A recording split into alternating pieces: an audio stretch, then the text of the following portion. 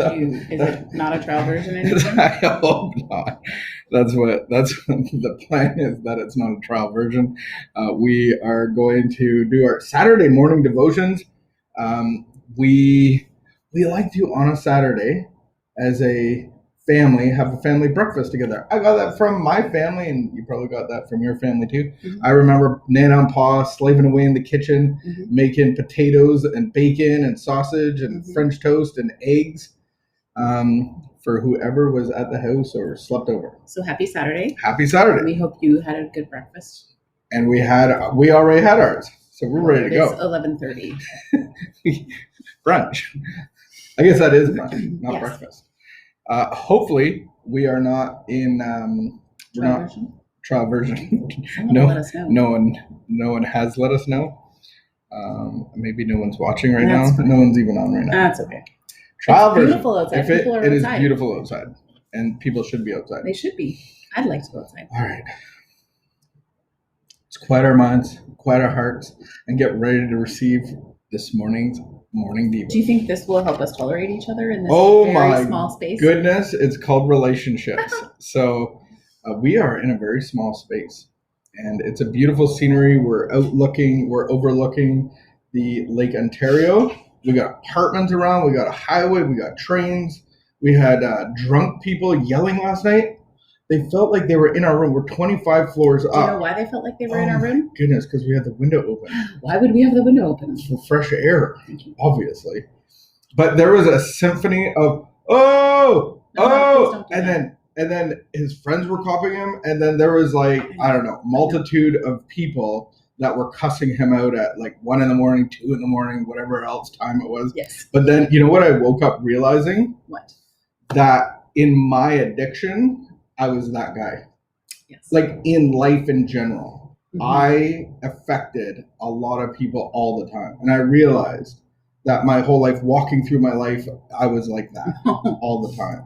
I was like, oh. But even probably before drinking, because drinking wasn't my problem, it was my solution. So I was very insecure. I was very trying to prove myself all the time, all this stuff. And so I was like that guy yelling, keeping people awake, people cussing me out, and I'm just trying to have fun. Leave me alone. Anyway. All right, let's hit this morning's devos on relationships. Can you read? My eyes aren't working well. There is so much sun coming in, and I feel like I can't read it. It's just because you don't have your glasses on. And there's no air conditioner. There's. I'm starting to sweat. Okay, are you going to go for a walk or something after? Or a nap?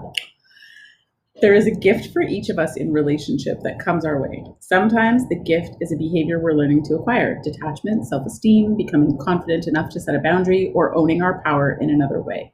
Some relationships trigger healing in us, healing from issues of the past or an issue we're facing today. Sometimes we find ourselves learning the most important lessons from the people we least expect to help us. Relationships may teach us about loving ourselves or someone else, or maybe we'll learn to let others love us. Sometimes we aren't certain what lesson we're learning, especially when we're in the midst of the process. But we can trust that the lesson and the gift are there. We don't have to control this process. We'll understand when it's time. We can also trust that the gift is precisely what we need.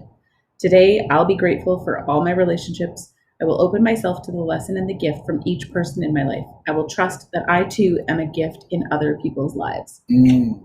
That's beautiful. Very good. And I think relationships, we've messed up a lot of relationships in our addiction, not even knowing that we have. And I said earlier, I don't know when, I was talking to somebody about getting involved in relationships in early recovery is like putting fertilizer on all of your character defects. But then they made it further and going you're not just talking, she didn't receive it as just dating relationships. She just thought of it as all relationships. Every relationship. And I was like, oh, wow, it's so true. Friendships. Because it brings stuff out in that I have deficiencies, character defects, all that stuff gets brought out in all my relationships. Mm-hmm. And so am I willing to listen and draw people into as in loving relationships and learn and grow from them? Or am I just keeping everybody at arm's length? Mm-hmm. Yeah. Relationships can be hard in early recovery. It's hard. Is our relationship hard? I think our relationship is beautiful. It's like a voyage of beauty, like a river on an ocean, like a boat in the sky. Like it's so abnormal. I know that our relationship is 1 in a billion because I'm still friends with a counselor that was at my rehab center in 2005, and we know him. And we were talking to him pre-COVID after a meeting, and he just looks at us and go like, it's unbelievable that you don't know how rare what you have is, like that you're even talking to each other. He goes, I'm a professional counselor and I work with kids, and yeah, so I know what we have. I think I know what we have. It's like a boat in the sky. It's abnormal. Okay, Peter Pan. Are we willing to let people into our lives? Are we willing to risk? Are we willing to extend ourselves? I know that people that are unhealthy, that keep people away, and then they go use, they lash out and say, see, you don't really care about me. You didn't check up on me. You didn't come to me. But that's just a defense mechanism to keep people away. How do you think our relationship is where it is today? Why? How? I think like by the power of God, there is no sane way except that God came and transforms our hearts to be able to stay together. Yeah. Because there's so much junk and dishonesty and all of the stuff that our addiction created in our relationship. So I think our relationship today is a brand new relationship created out of recovery and out of God. And I think a lot of that has to do with like concepts of forgiveness and like really pursuing. I think that pursuing recovery full force, and then also at the same time pursuing a relationship with God. Yeah, it comes out of God because I don't really know what love is. I don't really know what caring for somebody is. I don't really know what sacrifice is because all of my perceptions are out of my addiction. So God actually I actually have to have a relationship with God to be able to even understand what love is, and then mess that up 100 times. And hopefully I have somebody patient on the other end of the line. And I remember being frustrated because you went from like full-blown addiction into treatment. So you were gone for like 5 months. Full-blown treatment. You're gone for like 5 months. And then when you came back, then you threw yourself into like doing all this volunteer stuff and going to all these things, and none of it really, a lot of it didn't include me. And so I remember a lot of time my nose being out of joint of like, what is happening? Is that a cocaine reference, by the way? No. Your nose out of joint? I think it has to do with being punched in the face. I don't know. But just trusting. Like, I just remember thinking like there's something happening that's beyond me, and I need to just wait and just, I guess that's one of the... And then I also remember thinking, like, how much worse could it be?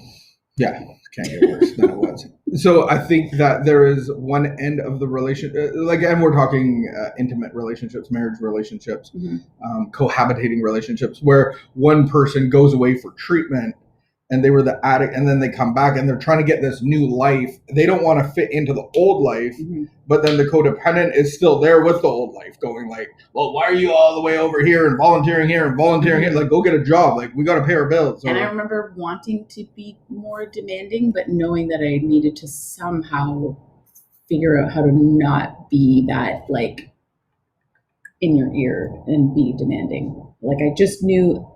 And I guess there was a part of like my real unhealthiness of like, I didn't actually really need you. You haven't been around anyway. So I'll just keep going this way and whatever. Very independent. If you show up eventually, then so be it. But maybe there's a part of me that really didn't expect that you would. And then when you did, you actually like worked really hard to regain my trust and to show me that you cared, and to, I think it made it hard on you though.